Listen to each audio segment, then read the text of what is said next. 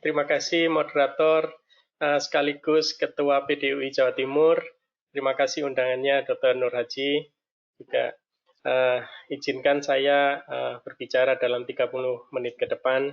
Ya Rabbi srohli sodri wa yasirli amri wahlul 'uqdatan min lisani yafqahu qauli. Apakah slide saya bisa dilihat, Dok? Bisa dokter Budi. Suara saya juga jelas terdengar. Suaranya sangat jelas dokter Budi. Baik, ya. Terima kasih. Jadi judul yang saya sampaikan ini sebetulnya, mohon maaf, lebih fokus ke rhinosinusitis yang akut, walaupun nanti akan saya singgung tidak banyak mungkin ya tentang rhinosinusitis yang kronik. Saya perlu menyampaikan disclosure bahwa acara ini disponsori oleh PNG Health Indonesia. Terima kasih.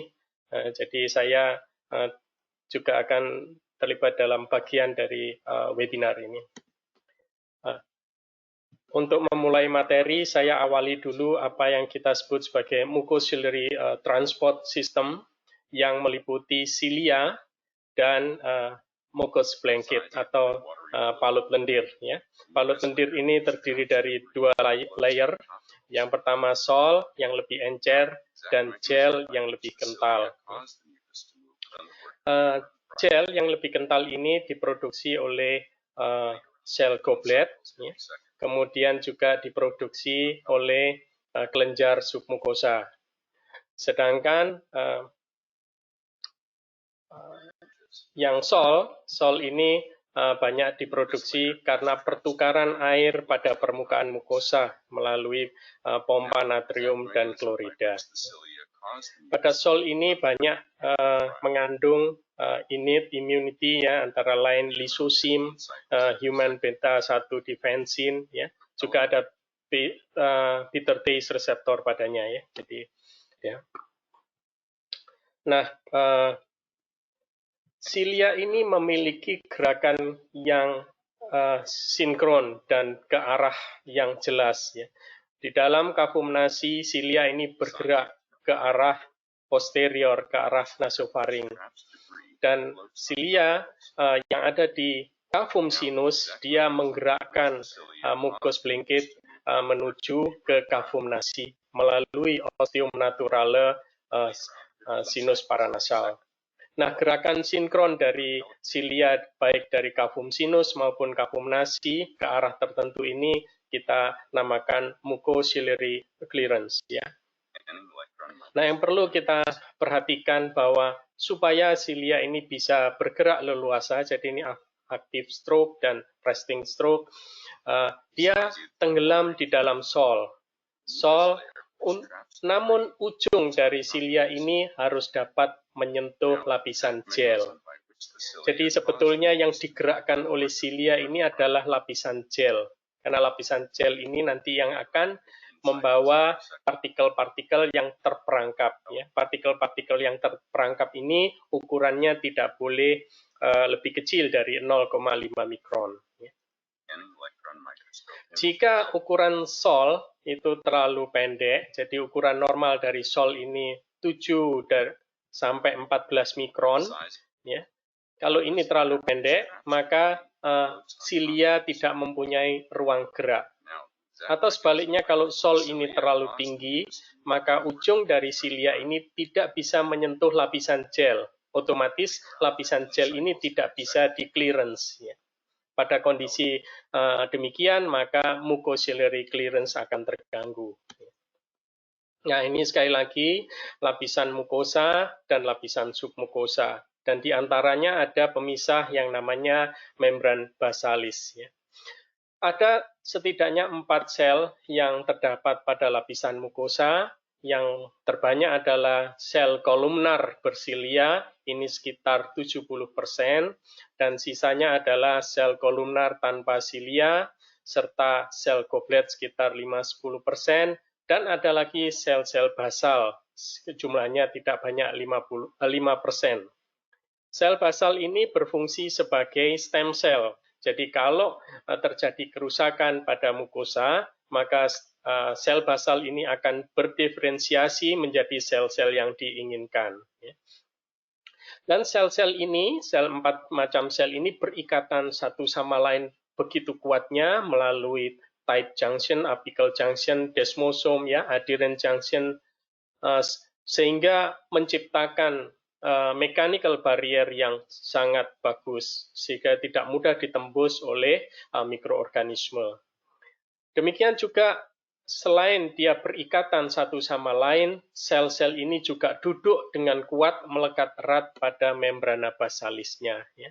Kita lihat juga di sini lapisan submukosa, ada pembuluh darah, jaringan ikat, saraf juga dan kelenjar submukosa. Ya. Nah, nasal epithelium mukosa ini merupakan primary portal, jadi pintu gerbang untuk masuknya respiratory viruses, ya, dan merupakan target atau lokasi pertama replikasi virus, ya. Selain itu, nasal epithelium ini juga saya sampaikan tadi merupakan mechanical barrier yang kuat, ya, dan berpartisipasi juga pada baik itu innate maupun adaptive immunity, ya, respon. Profesor Stamberger menyatakan kondisi mukosa sinonasal yang sehat ini ditandai dengan adanya atau dituntut oleh adanya ventilasi yang normal, humidifikasi yang normal, metabolisme, osmotik, dan pH yang normal, ya, 5,5 sampai 6,5. Ya. Dan dengan kata lain juga sinonasal mukosa yang sehat ini jika mucociliary transport system tadi berfungsi dengan normal dan didapatkan mechanical barrier yang intact, yang berfungsi dengan baik. Nah, kondisi di mana terjadi gangguan pada mukosa yang sehat, yaitu terjadi gangguan pada mucociliary transport system maupun terjadi gangguan pada barrier mekanis tadi, maka akan timbul yang disebut sebagai rhinosinusitis. Ya. Jadi secara definisi menurut European Paper tahun 2020, definisi ini tidak berubah ya dari tahun-tahun tahun sebelumnya, ditandai adanya keradangan pada mukosa hidung dan sinus paranasal yang ditandai oleh dua gejala, yaitu gejala A yang merupakan obligate symptom dan gejala B yang merupakan additional symptom. Gejala A sebagai obligate symptom ini harus ada minimal satu, yaitu antara nasal obstruction atau nasal discharge. Ini salah satu harus ada. Kalau dua-duanya ada, juga sudah terpenuhi untuk mencurigai suatu diagnosis rhinosinusitis. Kemudian additional symptom meliputi facial pain, bukan headache ya, facial pain, nyeri wajah atau fullness, dan gangguan fungsi penghidu. Jadi bisa satu dari obligate ditambah satu additional atau dua dari obligate ya, tapi tidak dua dari additional tanpa obligate. Ya. Dan untuk lebih memperkuat diagnosis maka ada temuan dari nasal endoskopi atau rhinoskopi anterior, yaitu adanya sekret mukopurulen terutama di meatus medius dan adanya edema pada mukosa. Serta jika diperlukan imaging, CT scan akan dapat dijumpai mukosal thickening atau opasitas pada sinus. Namun ini saya berikan tanda merah karena pada rhinosinusitis akut hampir tidak pernah dilakukan CT scan, ya, kecuali pada kondisi komplikasi atau pada kondisi tertentu yang sangat tidak lazim. Nah, menurut klasifikasi masih di European Position Paper ya, ada dua rhinosinusitis akut dan kronik. Rhinosinusitis akut jika terjadi kurang dari 12 minggu. Dan ini masih dibagi lagi menjadi dua ranah. Ranah pertama adalah rhinosinusitis akut yang viral in origin, ya. Ini kurang dari 10 hari. Dan jika berkelanjutan 10 hari ke atas tetapi kurang dari 12 minggu, maka masuk ke ranah post-viral acute rhinosinusitis. Ya. Nah, pada ranah post-viral inilah ada potensi, tidak selalu, ada potensi timbulnya secondary bacterial infection, tapi jumlahnya tidak banyak. Ya. Nah, yang kedua adalah rhinosinusitis kronik yang tidak banyak kita singgung nantinya, yaitu terjadi jika 12 minggu ke atas. Ya. Menurut EPOS 2012, pembagian rhinosinusitis kronik ini cukup sederhana atau bahkan dikatakan sangat sederhana, dibagi menjadi dua saja, yaitu rhinosinusitis kronik dengan polip dan rhinosinusitis kronik tanpa polip. Ada hal yang mari kita pahami bersama, mungkin dulu di antara kita belum ada yang seragam, bahwa pengertian rhinosinusitis kronik dengan polip, ini polipnya harus ditemukan bilateral, ya, jadi di kanan dan di kiri. Nah, memang ada nanti yang unilateral polip, tapi itu bahasan khusus. Ya. Kemudian untuk rhinosinusitis kronik tanpa polip, ini jika tidak dijumpai adanya polip atau terdapat polypoid change di satu sisi. Jadi misalnya ada single polip pada meatus medius, ya, single polip pada concha media, ini masih dalam kategori rhinosinusitis kronik yang tanpa polip. Ya. Pemahaman ini masih dipakai sampai sekarang. Ya. Namun klasifikasi mengacu pada EPOS 2020 yang baru saja terbit, pembagian dua macam ini tidak karena tidak terakomodir ya banyak penelitian setelah tahun 2012 tentang rhinosinusitis kronik, maka pembagian ini diubah menjadi rhinosinusitis kronik yang primer dan sekunder. Rhinosinusitis kronik yang primer itulah sejatinya rhinosinusitis kronik yang masih dibagi lagi menjadi unilateral dan bilateral. Dan masing-masing dibagi menjadi type 2 dan non-type 2. Type 2 ini lebih mengarah pada keradangan yang diperantarai oleh T helper 2 inflamasi, sedangkan non-type 2 ini keradangan yang diperantarai utamanya T helper 1 dan juga bisa T helper 17 ya, type 3.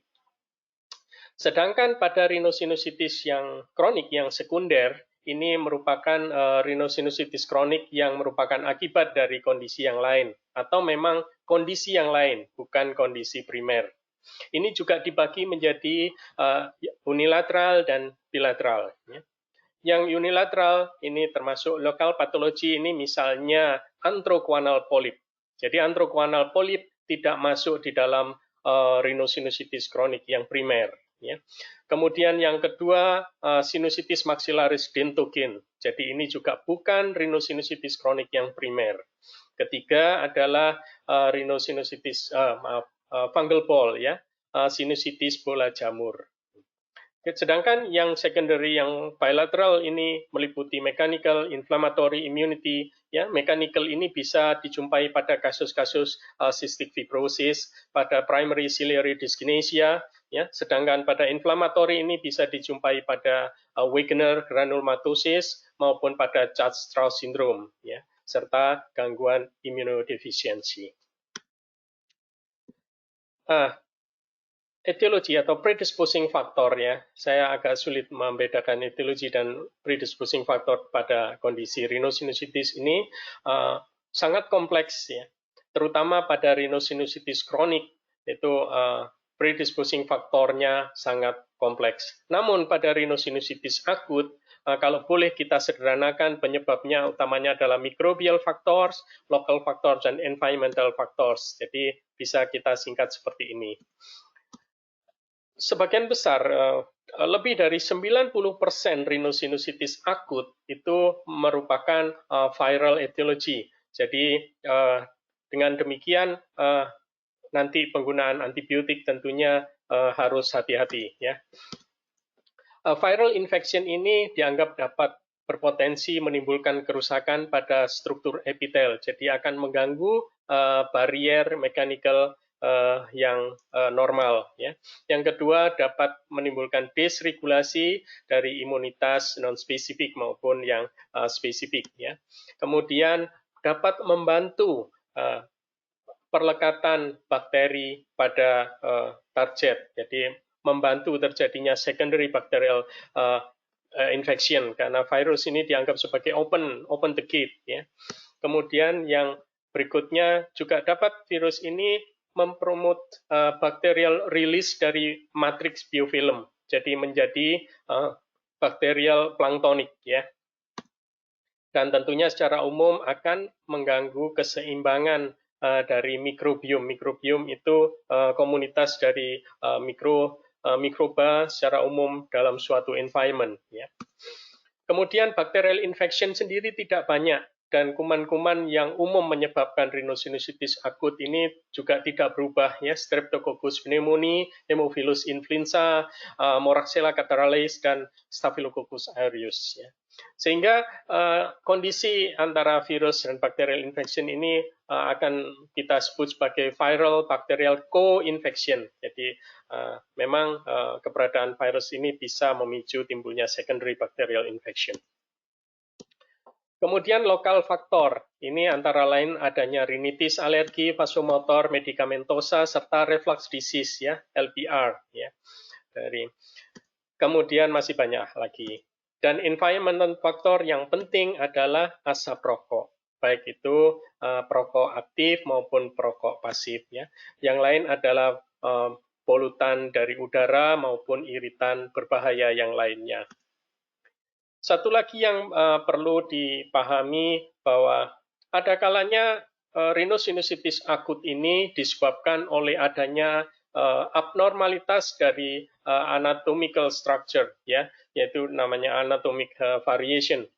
Ada beberapa anatomical variation yang dianggap dapat, tidak selalu, tapi dapat memicu timbulnya rhinosinusitis, antara lain concha media bullosa, infraorbital ethmoidal cells atau Haller cells ya. Kemudian adanya deviasi septum, adanya osteum accessorius, adanya penyempitan dari infundibulum. Nah, biasanya kita nanti mengenal adanya recurrent acute rhinosinusitis atau RARS, di mana ada episode rhinosinusitis akut minimal 4 kali dalam setahun, dan di antara serangan terdapat bebas gejala. Ya. Jika kita menjumpai kondisi RARS ini, maka apalagi jika satu sisi, maka kecurigaan adanya abnormalitas dari struktur anatomi sangat kuat. Demikian studi yang sudah dipublish ya. Nah, ini adalah patofisiologi yang sebetulnya logik untuk dipahami. Jika didapatkan kondisi infeksi dan atau inflamasi pada mukosa baiknya, maka akan timbul pelepasan dari mediator-mediator radang baik oleh tubuh maupun oleh produk-produk bakterial tersebut. Ya. Dan inflammatory mediators ini akan memicu timbulnya hiperskresi dari mukus. Dengan kata lain, kalau kita menjumpai hiperskresi dari mukus, berarti mukosa kita sedang diganggu. Ya. Yang kedua, keradangan pada mukus akibat inflammatory mediators ini juga akan menimbulkan kerusakan barier mekanis ya, serta menimbulkan edematus dari mukosa dan menimbulkan obstruksi tidak hanya pada nasal passage tapi juga pada level ostium sinus paranasal ya. Ketiga hal ini, hiperskresi mukus, kerusakan barier mukosa, serta edema pada mukosa atau buntu pada nasal passage akan memicu timbulnya mucus ciliary dysfunction. Jadi di awal tadi sudah kita singgung tentang pentingnya pemahaman mucus ciliary transport system. Dan kondisi mucus ciliary dysfunction ini akan memicu timbulnya stagnansi atau akumulasi dari mukus itu sendiri maupun dari inflammatory mediators.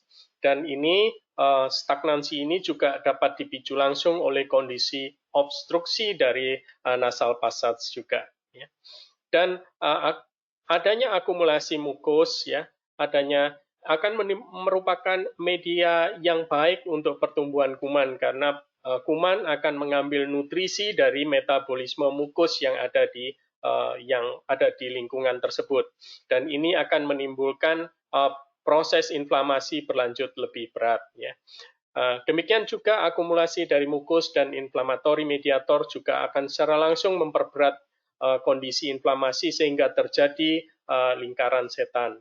Tapi kembali sebetulnya pada rhinosinusitis akut merupakan self-limiting disease, jadi dia jarang sekali akan berlanjut menjadi kondisi yang lebih parah. Jadi ini jika ada respiratory viruses yang melekat pada suatu mukosa, maka akan menimbulkan respon non-spesifik pada sistem imun tubuh kita, dan ini akan berkoordinasi dengan adaptive immune response, utamanya kalau dalam hal ini adalah T helper 1 inflamasi. Nah, pada kondisi tertentu bahwa keradangan ini tidak selesai, tapi dia berlanjut hingga 10 hari ke atas, maka itu akan terjadi post-viral rhinosinusitis. Ya. Jadi post-viral rhinosinusitis ini merupakan kaskade keradangan yang belum berhenti. Bukan viral infection-nya yang berlanjut, tetapi kaskade keradangannya yang masih berlanjut. Dan pada kondisi tertentu di mana ada secondary bacterial infection, maka pada ranah post-viral acute rhinosinusitis ini bisa timbul acute bacterial rhinosinusitis. Tapi sekali lagi porsinya tidak besar.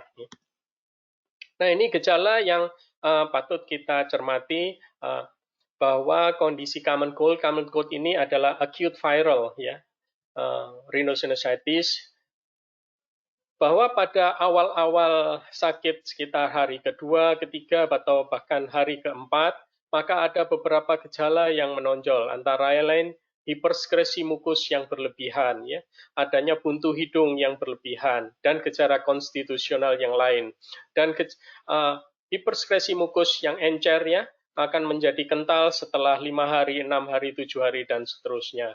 Dari disinilah nanti kita harus menyesuaikan terapi apa yang kita harus berikan. Nanti pembicara kedua, Dr. Ramdhani, akan menyinggung masalah dekongestan, tentunya juga disesuaikan dengan gejala-gejala yang timbul. Nah, ini adalah rumah besar. Rumah besarnya ini adalah viral infection-nya. Lebih dari 90% rhinosinusitis akut merupakan viral origin, etiologi. Dan diantaranya ada post-viral rhinosinusitis jika kaskade keradangannya tidak berakhir. Dan di dalamnya ada sebagian kecil acute bacterial rhinosinusitis ya, akibat secondary infection. Dan kurang dari 2% dari ABRS ini yang memerlukan antibiotik. Artinya lebih dari 90% acute bacterial rhinosinusitis ini pun tidak memerlukan antibiotik untuk proses penyembuhannya. Dan ini harus kita pegang secara kuat. Ya. Nah, ini kalau disandingkan dengan grafik, kira-kira ini adalah ranah dari common cold yang 90% lebih tadi, dan ini adalah post-viral, dan kapan kita mencurigai adanya secondary bacterial infection. Dikatakan menurut European Position Paper tahun 2020, jika kita menjumpai 3 gejala dari 5 gejala yang ada, maka kita curiga bahwa itu terjadi secondary bacterial infection. Yang pertama adalah suhu di atas 38 derajat Celcius, adanya double sickening, ada unilateral disease, adanya severe pain, ya, terutama unilateral, dan ada peningkatan LED maupun CRP.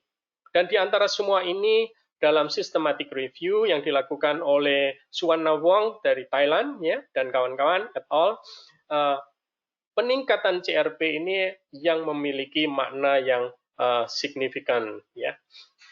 Apa itu double sickening? Double sickening itu merupakan worsening after initial improvement. Jadi setelah keluhan sempat membaik, tetapi kemudian memberat kembali. Itu namanya double sickening. Nah, ini ada alur yang menurut saya patut kita telaah, ya, bahwa menurut European Position Paper tahun 2020, sebelumnya tidak ada pola ini, berbeda ya. Jadi dibagi section-section. Jadi penanganan rhinosinusitis akut ini dibagi dari self-care, farmasi include di dalamnya, kemudian primary care sejawat dokter umum, dan secondary tertiary care ini sejawat spesialis maupun subspesialis ya. Yang pertama pada self-care. Self-care ini masyarakat diharapkan dapat mengidentifikasi keluhan-keluhan yang mengarah ke rhinosinusitis. Ya, dalam hal ini akut. Kemudian masyarakat juga diminta aware terhadap kemungkinan adanya secondary bacterial infection. Ya. Jika tidak ada kecurigaan ke arah secondary bacterial infection, masyarakat dapat melakukan self-care ya, dengan perilaku hidup yang bersih dan sehat, dengan dekongestan, dengan NSAIDs, dan lain-lain. Tetapi yang penting adalah avoid antibiotics. Ini yang di garis merah betul ya. Dan jika masyarakat curiga bahwa dia ada secondary bacterial infection, sebaiknya dia mendatangi primary care dari sejawat dokter umum. Kemudian dari sejawat dokter umum akan kembali menelaah gejala yang muncul. Apakah ini secondary bacterial infection atau bukan ya.